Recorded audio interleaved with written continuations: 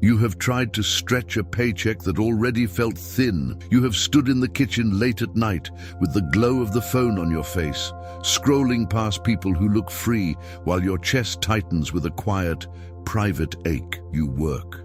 You try, and yet something keeps slipping through your fingers like water you can't hold. What if the problem isn't your value, your heart, or your future, but a pattern that has been running you in the background, a script you never chose but still obey? What if there is a wiser script waiting, one that has been tested for centuries? I want to speak to the part of you that is tired and still hopeful, the part that says, I'm ready to see what I couldn't see. I'm ready to stop guessing, stop blaming, stop carrying shame that never helped me once. This is not a speech to accuse you. This is a lamp in a dim room. This is a hand on your shoulder that says, breathe. You are not defective. You are not late. You are not behind on the favor of God. You may be caught in a pattern that rewards effort with exhaustion instead of fruit. And patterns can be rewritten. There is a wisdom older than our noise. Solomon watched markets and seasons, vineyards and people. He spoke of counsel, of diligence, of honest scales, of the courage to sow when the ground looks ordinary. He did not offer slogans. He mapped reality. His words are not superstition, they are observations, how people flourish, how people fracture, how wealth grows slowly and how it leaks quietly. He taught that outcomes bow to order, that harvests belong to those who plant in time, that the tongue shapes the path of the feet, that character is an economy long before money is. We are going to put that wisdom to work inside your real life, your calendar, your cash flow, your habits, your relationships, your nervous system. Your body already knows some of this. When resources feel tight, your brain narrows the timeline. Stress pulls the horizon closer. It says, survive now, solve later. Dopamine hunts for quick relief, while deeper values wait at the door, unheard. That isn't failure, that is the biology of alarm. But if alarm becomes lifestyle, if survival becomes identity, you spend year after year trading tomorrow for a few minutes of today. You start equating calm with spending, purpose with pressure, progress with frantic motion, and you wake up feeling poorer in money and in meaning. Hear me. Your brain can learn a new rhythm. Safety can be built, focus can be trained, peace can be practiced. Wealth, true wealth, grows best in a regulated, honest, ordered life. Solomon told a simple story. A man passes by a vineyard. The wall is broken, weeds have crept in, thorns cover the ground. Nothing dramatic happened, no storm, no thief, no fire, just small neglect, day after day, until loss felt inevitable. That picture is not a condemnation, it is a mirror. Poverty often doesn't roar, it whispers. It says, later. It says, just this once. It says, I'll track it soon, I'll ask for help next month, I'll fix the leak when it becomes a flood. Weeds do not need your permission, they only need your absence. But the reverse is also true. Order does not require perfection, it requires presence. 10 honest minutes can change a month. One guarded wall can save a harvest. One practiced decision, repeated, can turn a life. Perhaps you have carried another story, that money is dirty, that wanting stability is selfish, that success will make you hard, that diligence is just another word for burnout. Those are heavy stories to work under. They bend the spine and dim the eyes. Solomon's wisdom does the opposite. It cleans the lens. It says, stewardship is not greed, it is love organized. Diligence is not endless grind, it is focused care. Counsel is not weakness, it is humility that avoids unnecessary scars. Honest scales are not legalism, they are freedom from self-deception. Generosity is not subtraction, it is planting in soil that pays you back in ways you cannot predict. The point is not to become a machine. The point is to become a gardener who knows the seasons and tends them well. I know you have evidence that you tried. You cut back for a week and life pushed harder. You started a plan and then lost momentum when the unexpected bill arrived. You promised yourself you would think long-term, and then a small crisis pulled you back to the ground. You blamed yourself for not being stronger. Let's release that. Strength isn't the absence of interruptions. It's the presence of a structure that absorbs them. Solomon's wisdom is not a loud strategy. It is quiet architecture. It gives you beams and thresholds. The beam of daily work you can count on, the threshold of counsel before commitments. The beam of measurement before comfort, the threshold of seasons that tell you when to plant, when to tend, when to sell, when to rest. You may also be carrying the fatigue of performing for others. The status purchases that didn't make you feel safer, the attention spent on screens that didn't return attention to your dreams, the decision to say yes to people who don't carry your future with care. Poverty is not only a bank balance, it is the slow starvation of your purpose under 1,000 small leaks. Guarding your life is not selfish, it is stewardship. Saying no is not cruelty, it is strategy. Choosing depth over display is not hiding, it is planting. Let a new sentence enter your breathing. I am not my past pattern. I am not my last month. I am not my loudest fear. I can choose a new obedience, small, steady, honest. I can put counsel before pride, measurement before comfort, sowing before complaining, character before shortcuts. I can build a life that quiets my nervous system so my wisdom can speak. I can become the kind of person who multiplies what I am given, even if what I am given today is only a little time and a little courage. Here is the invitation, gentle and firm. For a while we will stop explaining our way out of growth. We will stop negotiating with the weeds. We will stop waiting for motivation to arrive like a lightning bolt.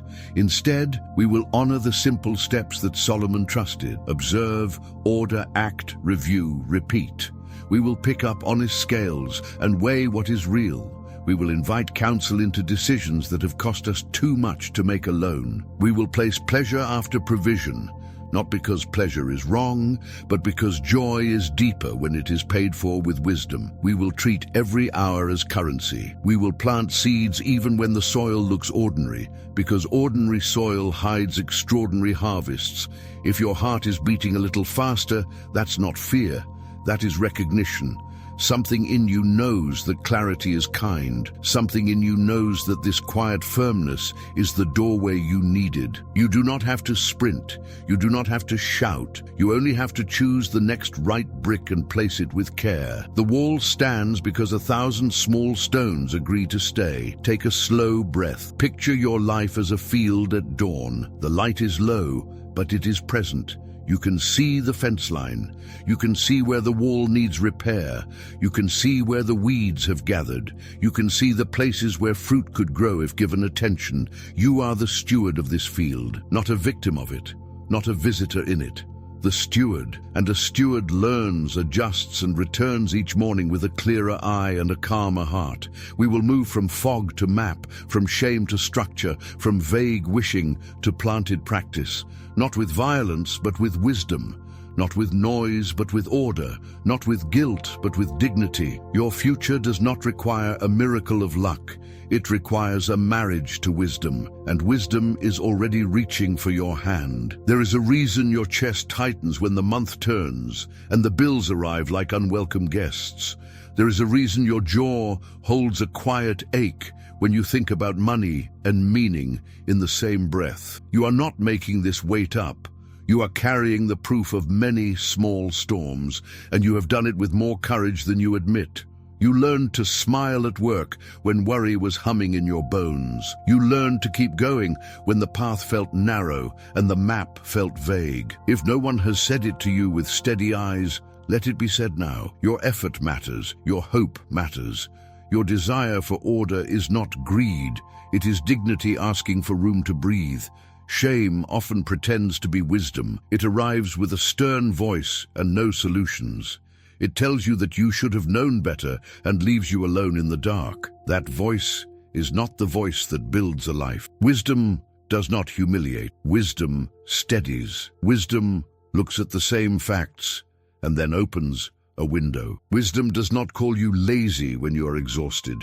Wisdom asks what the exhaustion has been trying to solve without the help of structure, counsel, or rest. Wisdom is not a whip. Wisdom is a lamp. Under its light, you can finally see the difference between your value and your current results, between your identity and your present patterns. Your nervous system has been doing its best with the signals it receives. When money feels scarce, the brain often narrows the horizon. It trims tomorrow to survive today. It hunts for comfort that comes fast and leaves faster. This is not a moral failure. This is a body trying to protect you. But protection without a larger story can become a cage. Hope is the widening of the timeline. Peace is the spaciousness that lets you think ahead without feeling drowned by what is missing. When peace returns, even slowly, decisions change. The hand that once reached for relief reaches for seed. The eyes that once scanned for danger begin to scan for counsel, for opportunity, for rhythm that makes sense. You have not been lazy. You have been carrying confusion. You have not lacked character. You have lacked a frame that turns character into harvest. Solomon's wisdom was always this kind. He watched the way people move when fear is the loudest voice in the room. He understood the pull of immediate pleasure when the heart is tired. He saw how isolation makes expensive mistakes look reasonable. He honored the place of honest measurement, not to shame, but to name what is real, so that peace can have something to stand on. His words are not a museum of ancient slogans. They are working tools for modern hands.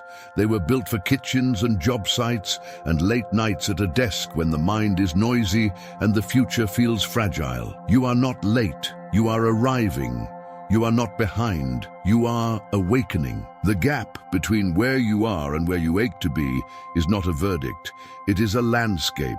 Landscapes can be crossed. They are crossed one thoughtful step at a time. The ground changes when the way you interpret your life changes. You have been told that wealth is mostly luck or loud talent. Solomon returns you to something quieter and more dependable. He points to order that hums beneath outcomes. He points to diligence that looks ordinary and builds extraordinary stability. He points to counsel that edits costly decisions before they harden into consequences. He points to honest scales that replace guesswork with truth. He points to seasons that reward those who can wait without quitting. Let your breathing find a slow rhythm. Feel the floor beneath your feet. Feel the chair hold your weight. Feel the simple truth that you are here and hearing, that your mind is willing to learn, that your heart still cares. That is not small. That is the doorway. When people talk about discipline, they often skip this gentle beginning and move straight to pressure. Pressure can produce motion.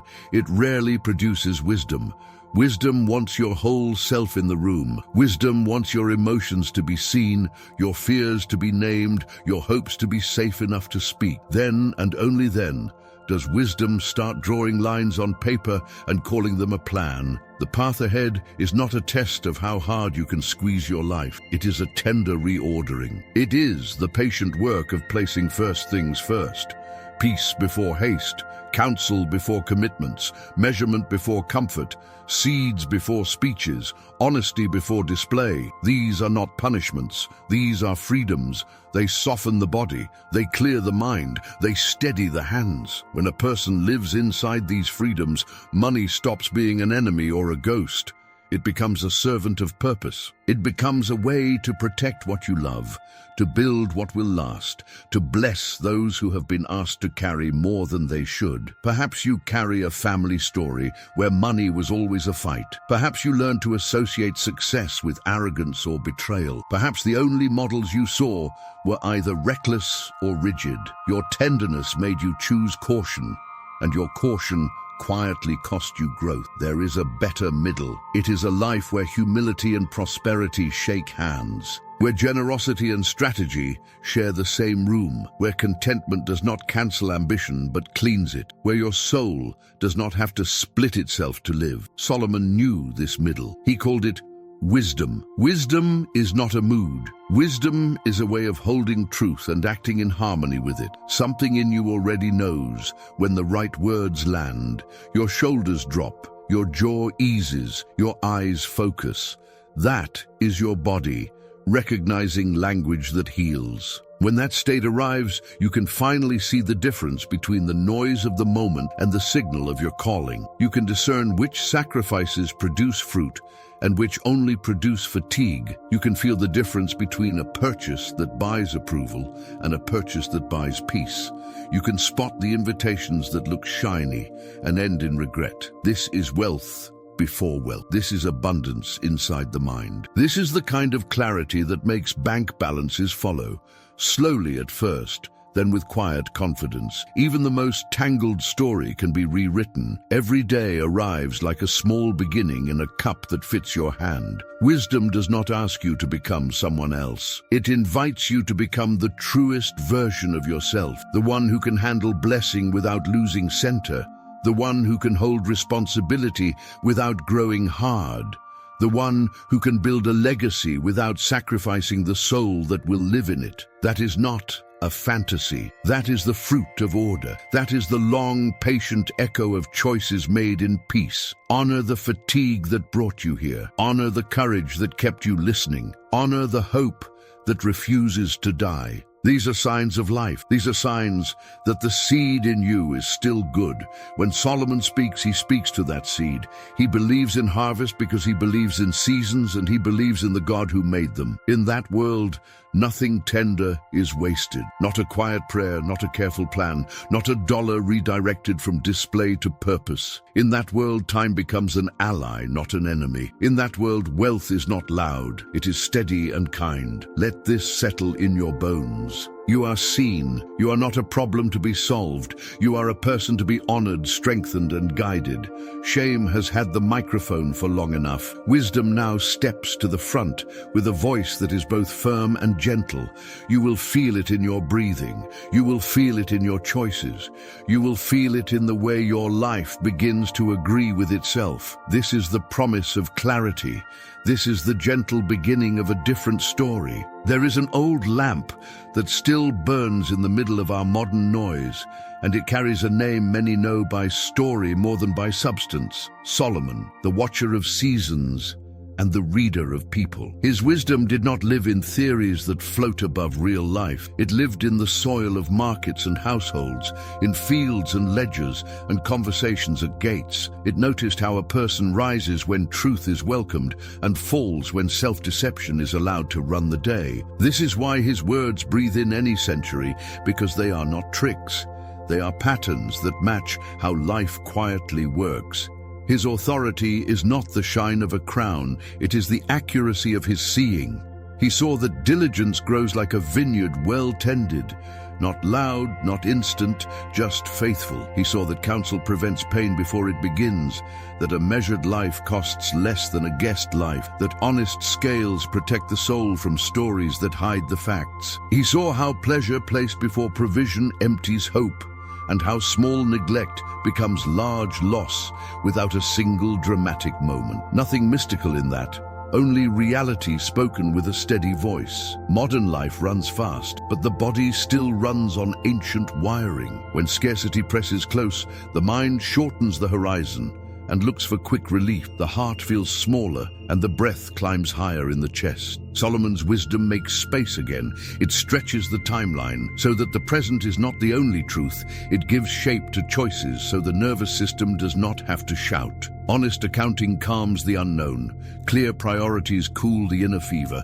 Simple order restores a sense of safety, and safety allows intelligence and faith to return to the same room. There is a spiritual center in his counsel that respects the way humans are made. Stewardship replaces the chase and turns money into a servant of meaning. Integrity becomes the quiet force that keeps doors open and reputations clean. Patience stops feeling like punishment and starts feeling like strength. Generosity loses the flavor of loss and takes on the flavor of trust. In that atmosphere, the heart does not harden as success grows, and success does not evaporate when feelings change. Lives shaped by this wisdom begin to sound different. Calendars start to echo purpose rather than panic. Accounts begin to tell the truth rather than a hopeful story. Conversations with trusted people appear before commitments harden into contracts and costs. Work gathers into focus into streams that feed the house before feeding display. The outside may look ordinary,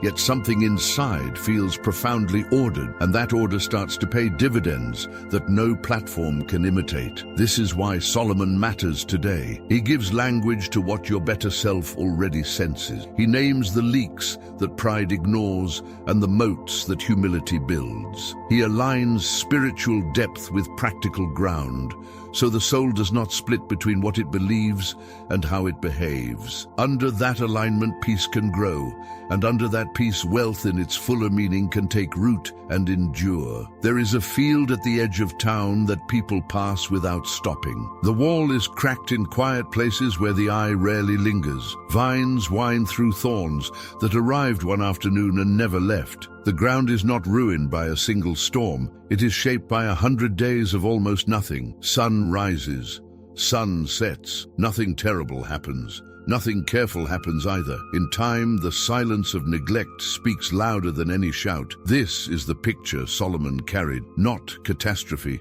drift, not an enemy at the gate. An open gate that no one bothered to close. The scene looks simple, and yet it holds a whole life. A wall once kept what mattered safe and in order. A wall once said, this belongs here and that belongs out there. When the stones slip, the boundaries blur. What enters should not stay. What should stay cannot thrive. The owner did not make a scandal. The owner made a habit of later. Later becomes a kind of weather. Later becomes the air a person breathes. In that air, harvests shrink and explanations grow. The story becomes complicated while the cause remains ordinary. In the body, the same picture appears. A person under steady stress does not fall in a day. The system tightens a little here and loosens a little there. Sleep shortens. Sugar rises. Shoulders brace. The horizon draws close enough to touch. Survival becomes the rhythm. It feels reasonable because the danger feels near.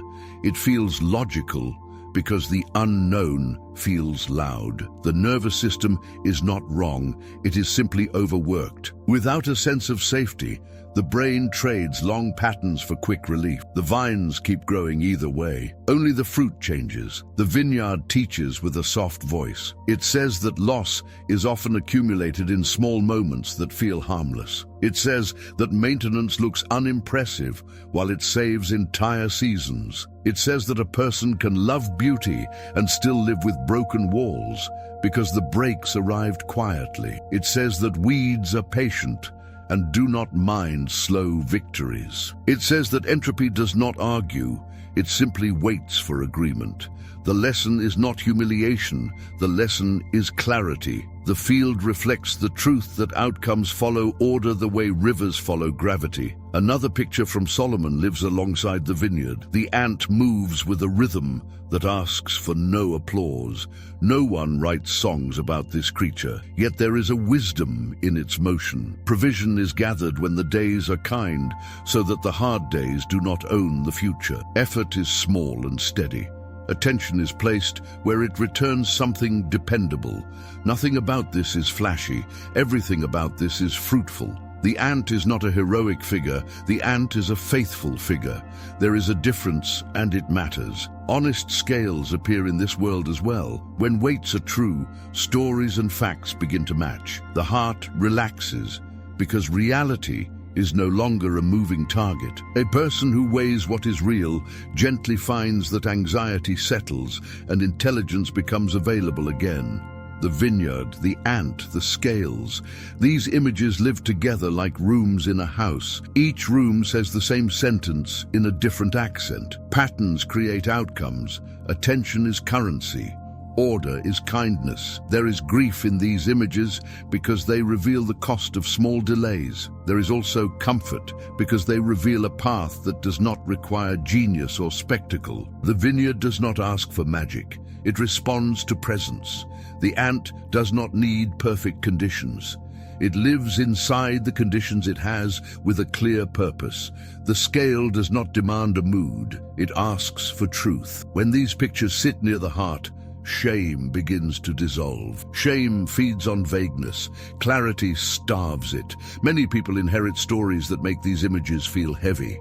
Some were taught that wealth is loud and therefore suspicious. Some were taught that care for detail is a kind of fear rather than a form of love. Some were taught that patience means passivity and counsel means weakness. In that classroom, a broken wall looks normal. Thorns look like scenery. A shrinking harvest looks like fate. Solomon set a different table. He spoke in pictures because pictures bypass defenses that arguments often strengthen. A soul that resists commands will still listen to a parable. The mirror these images hold does not insult the viewer. It invites a truer seeing. It shows where energy leaked without turning the leak into identity. It shows how a person who longs to be generous can end up captive to expenses that never meant to be enemies. It shows why the calendar felt crowded while the purpose felt thin. It shows the quiet math underneath the mood. Nothing in this mirror says unworthy. Everything in this mirror says worth more than this. Spiritual depth enters here without theatrics. The vineyard belongs to a world where seasons are not accidents. The soul belongs to a world where order has meaning beyond comfort. Wisdom aligns the inner life with the outer field. Faith becomes a kind of steady sight that notices small beginnings and stays with them. In that atmosphere, prayer does not replace planting. Prayer gives planting a heart that can endure time. Integrity does not replace intelligence. Integrity gives intelligence a spine that will not bend under pressure. The images remain after the telling ends. A cracked wall that once felt invisible begins to stand out. A path between rows begins to form in the mind. The sound of small feet carrying small loads toward a future begins to feel like music. A pair of scales on a wooden table begins to look like peace. The parable has done its work. Not by forcing a point, by letting truth wear a face the heart can trust. There is a quiet hour when a life that has been rushing finally hears itself. The same room, the same light, the same responsibilities, yet something subtle shifts. The mind that has lived in emergency begins to notice the edges of possibility again. The breath drops from the throat into the chest. The heart does not race to defend itself. In that softness, the truth can approach without armor. This is the moment Solomon trusted. The moment when a person can see patterns without collapsing into shame. The moment when wisdom is not an argument, but a homecoming. Change begins inside the body long before the bank account catches up. Neuroscience gives language to something the soul already knows. When the inner world senses safety, the brain's guard dogs stop barking at every shadow. Attention broadens. Memory retrieves better options. The prefrontal regions that plan and weigh become available again. In that state, a person does not chase relief as if it were oxygen. A person can finally examine the path without feeling accused by it. This is why spiritual peace and practical order are not separate currents.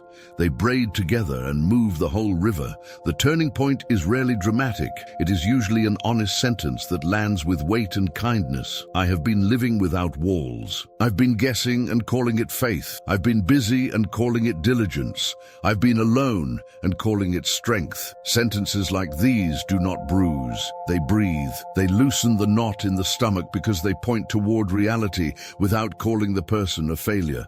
Solomon held this tone like a craftsman holds a trusted tool. He named what is true and left the door open for a better tomorrow to enter. In this light, wealth stops being a contest and becomes a craft. A craft respects materials, respects time, respects the order of operations. You cannot rush a kiln without cracking the pot. You cannot skip the hidden joinery and expect the table to hold a family. In the same way, you cannot feed display before foundation and expect peace to last. The wisdom of the ancients aligns with the evidence of the lab. Regulation precedes revelation. Clarity precedes commitment. Rhythm precedes scale. These phrases are not slogans. They are descriptions of how flourishing takes shape inside real days. There is a tenderness to the truth that Solomon brings. He does not despise small beginnings. He honors them. He speaks of seeds rather than miracles because seeds do not frighten the tired heart. Seeds ask for presence more than performance. Presence is possible for the weary. performance is not. When a life is reordered toward presence, anxiety begins to lose its disguise as urgency. Urgency returns to its rightful place as focused attention, rather than a constant alarm that burns through good intentions. The turning point also reorders relationships. Isolation grows expensive when decisions carry weight. The human mind is not a closed system. It is a social instrument. It gains accuracy in the presence of trusted eyes. Solomon spoke of counsel with a quiet insistence because he watched fortune saved by a single sober conversation. The nervous system relaxes when wise company shares the load of interpretation. Under that calm, the person who once felt stuck can suddenly perceive exits that were in the room the entire time. This is not magic. This is the relief of shared seeing. Honesty becomes a companion rather than a threat. Honest scales do more than measure money. They measure stories. They weigh the tale we tell ourselves about what matters and reveal whether the tale agrees with our actual hours and choices. This agreement brings integrity in the original sense of the word, not moral superiority, wholeness. The inside and the outside begin to rhyme. When a life rhymes with itself, it wastes less energy on confusion. That energy becomes available for creation, for service, for the steady work that looks simple and proves strong. Pleasure finds a better place in this world.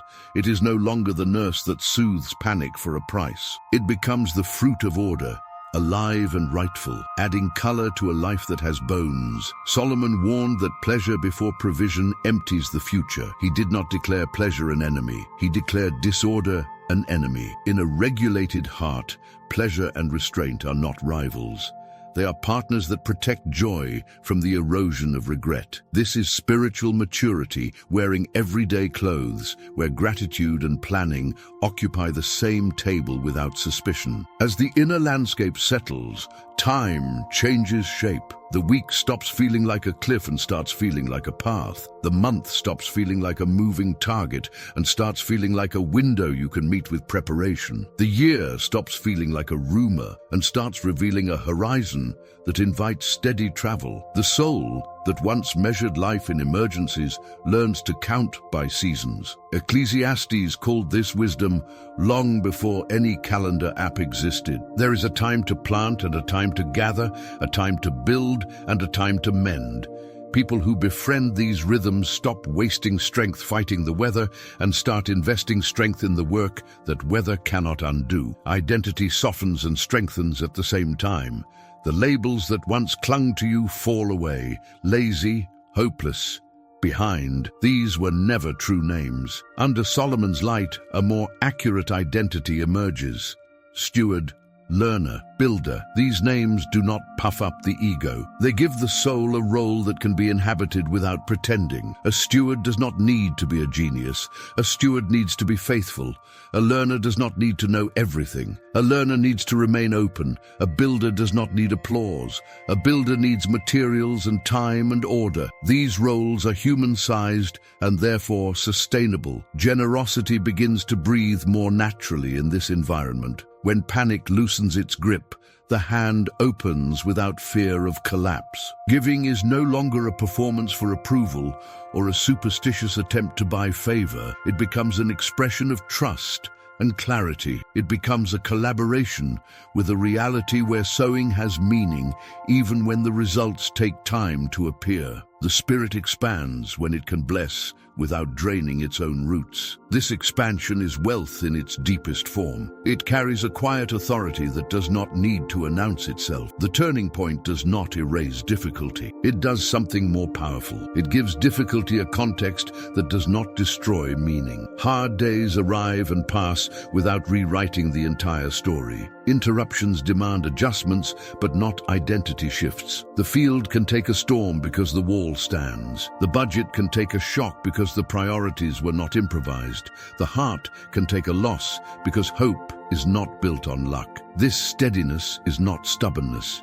It is wisdom wearing strength that has been tested in weather. In this chapter, the air moved from tight to generous. The images that guided us have made a home inside the mind. The vineyard no longer feels like a rebuke.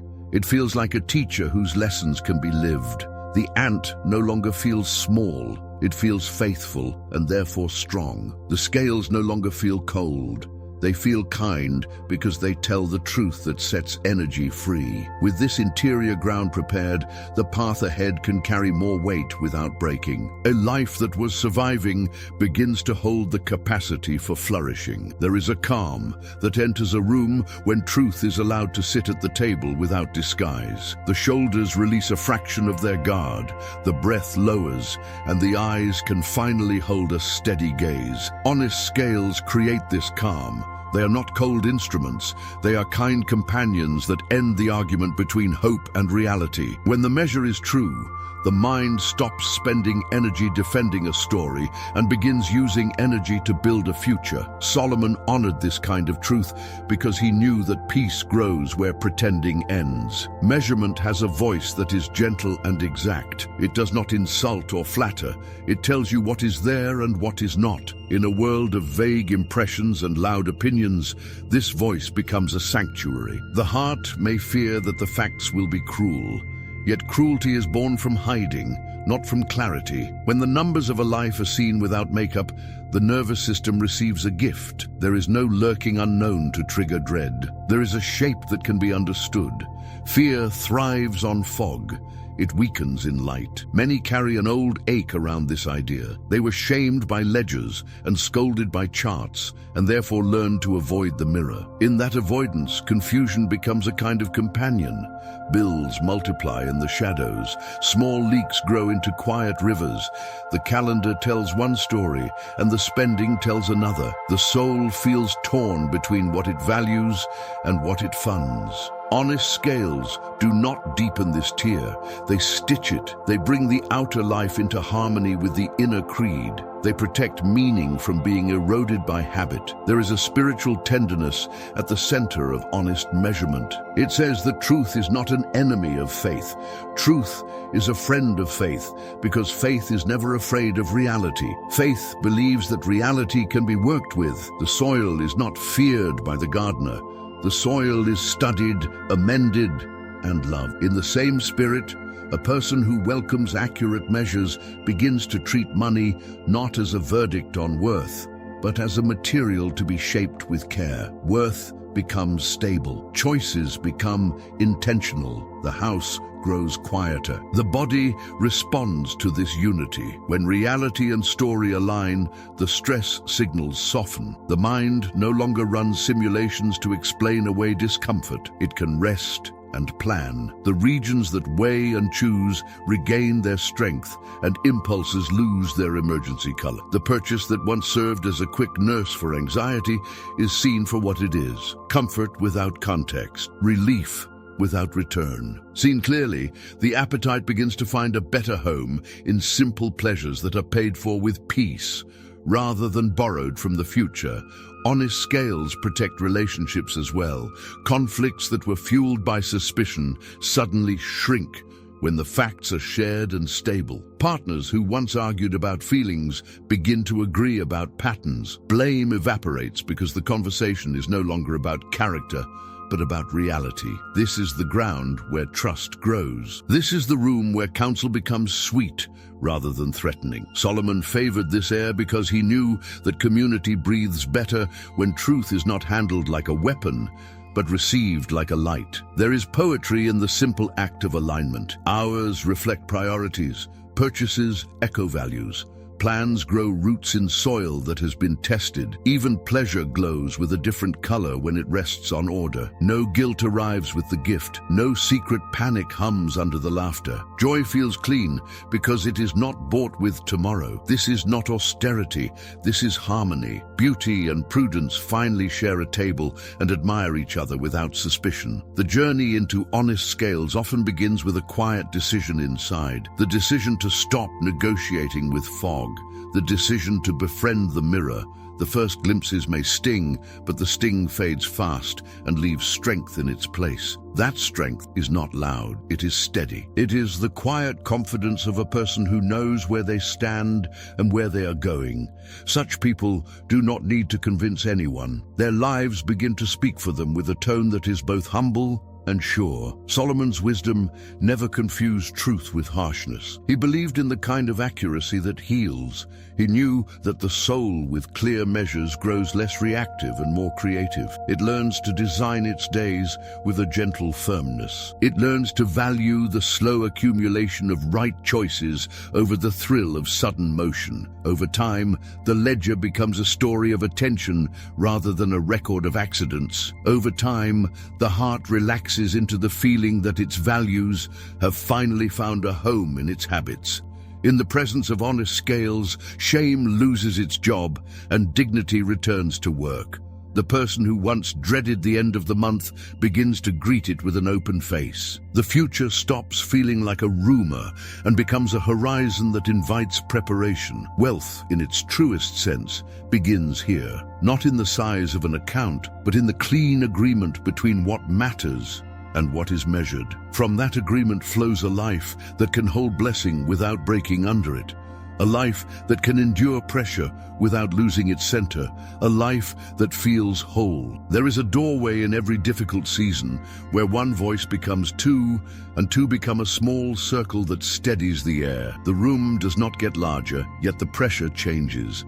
Fear loses its echo when the words of a trusted person enter with care. Solomon cherished this doorway because he watched trouble shrink when eyes that were not tired looked at the same facts and named them clearly. He watched waste dissolve when pride no longer had to carry decisions alone. He watched people turn away from costly paths, not because they were scolded, but because wise company lifted the fog. Loneliness wears a confident mask, but the body tells the truth. The jaw tightens, the shoulders brace, attention narrows to the nearest relief, and the heart rehearses a speech that no one will hear. In that state, imagination collapses and options hide. The nervous system needs co-regulation the way soil needs rain. Calm becomes contagious when it is honest. Clarity becomes generous when it is shared. A quiet table with steady eyes can move a life in ways that private effort could not, because burdens that were once fused with identity separate into puzzles that can be solved. Counsel is not flattery dressed as friendship. It is not a chorus that agrees with everything to keep the air smooth.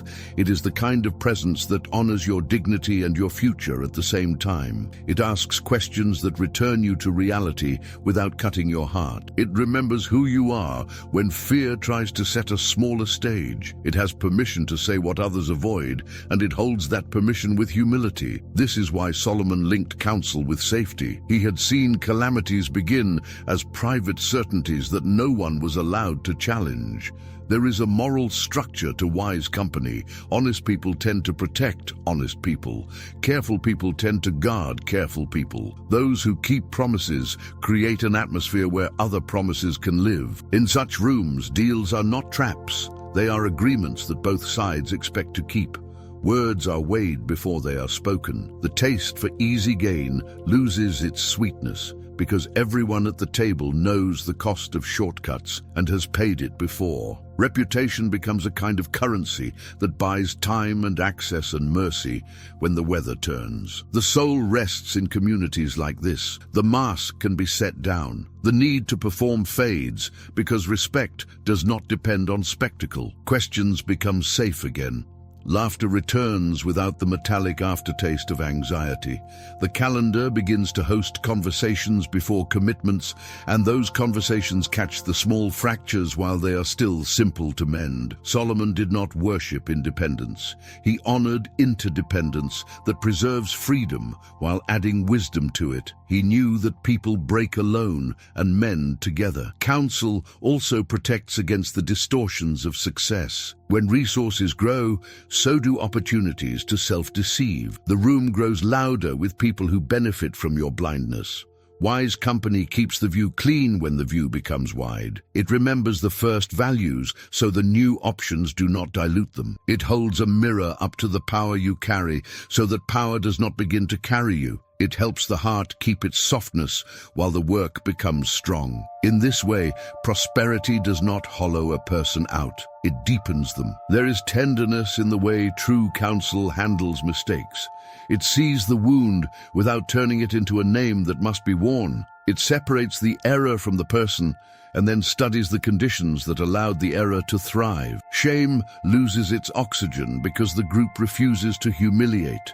Accountability rises without cruelty. The past becomes teacher rather than prison. In that climate, even hard conversations feel like care because they are delivered with hands that are building, not hands that are breaking. Spiritual depth breathes through counsel at its best. It assumes that truth is bigger than any one perspective and that humility is intelligence protected from arrogance. It treats money and decisions as matters of stewardship rather than trophies of self. It invites prayerful reflection without withdrawing from practical detail. It carries a reverence for time, for character, for the unseen fabric that holds a life together when applause is absent. The presence of such reverence changes the tone of every choice that follows. Over time, counsel shapes instinct. A person who lives among the wise begins to anticipate their questions even when they are not in the room. The inner voice learns to pause where it once hurried. The eyes begin to search for long consequences rather than short excitement. The hands reach for agreements that are plain rather than clever. The heart chooses partners who carry the future with care. This is the slow education that cannot be bought. It is absorbed line by quiet line until wisdom feels like second nature. When plans finally bear fruit, the same circle shares the harvest without envy. Gratitude becomes communal. Responsibility remains shared. Generosity expands beyond impulse and enters the realm of intention. The story of the group becomes part of the story of the person, and the person becomes part of the strength of the group. This is how legacies are formed without noise. This is how a life becomes a shelter to others. Solomon smiled at such endings because he knew they were built from such beginnings. Counsel that saves, counsel that steadies, counsel that keeps the soul whole while the work grows. There is a joy that strengthens and a joy that steals. They wear similar colors at first. Both soothe the edges of a hard day. Both offer a sense of being seen and held for a moment, yet the aftertaste tells the truth. One leaves the heart clearer and the mind quiet. The other leaves a faint tremor beneath the ribs and a whisper of worry that returns when the lights dim. Solomon noticed this difference without scolding. He simply watched what followed pleasure when it was placed before provision, and what followed when provision stood first, like a strong beam across a house. When the inner world lives under pressure, quick comfort begins to look like oxygen.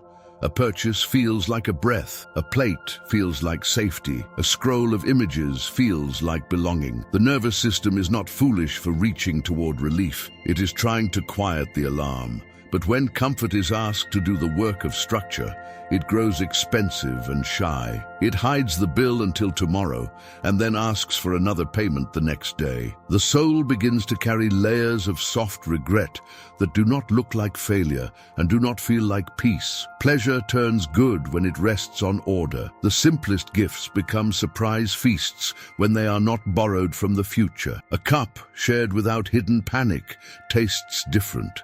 A small celebration that does not threaten next week glows with a clean light. The body knows the difference. Shoulders stay low. Breathing stays even. Laughter rings without the thin edge of apology. This is not about denying joy. It is about protecting joy from the slow leak that follows when it is asked to do a job it cannot do. There is a wisdom in tending the foundation first. Food on the table before decorations on the wall. Shelter before spectacle.